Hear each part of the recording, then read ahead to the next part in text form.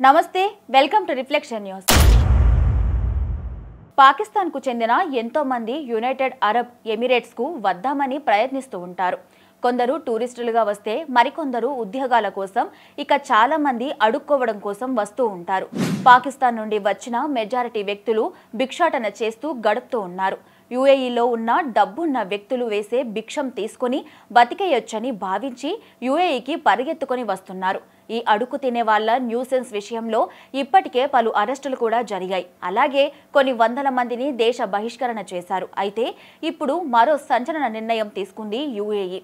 పాకిస్తాన్ ప్రజలకు వీసాలు ఇవ్వడం మానేసింది। పాక్ పౌరులు యుఏఈకి వెళ్లేందుకు వీసా సమస్యలను ఎదుర్కొంటున్నారు।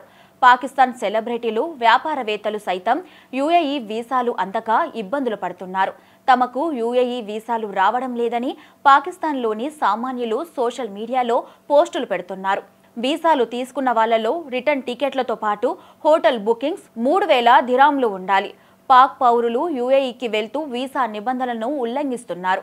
నకిలీ పత్రాలతో ప్రయాణించడంతో పాటు యుఏఈలో నేర కార్యకలాపాలకు పాల్పడుతున్నట్లుగా ఆరోపణలున్నాయి। దీంతో పాకిస్తాన్ పౌరులపై నిషేధం విధించాలని యుఏఈ కేబినెట్ ప్రతిపాదించింది। ఈ విషయాన్ని పాక్ రాయబార కార్యాలయం ఇస్లామాబాద్కి అధికారికంగా సమాచారం ఇచ్చింది।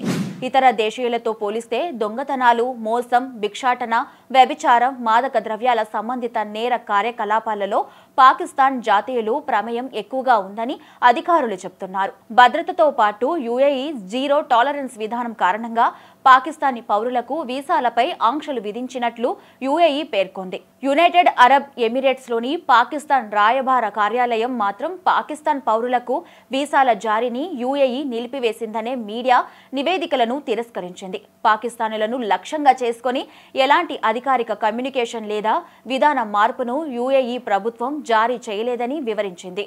పాకిస్తాన్, యుఏఈ దేశాల మధ్య బలమైన స్నేహపూర్వక సంబంధాలు ఉన్నాయని పాకిస్తాన్ ఎంబసీ చెప్తోంది। కానీ తమకు వీసాలే ఇవ్వట్లేదని పాకిస్తాన్ నెటిజన్లు సోషల్ మీడియాలో పోస్టులు పెడుతూ ఉన్నారు।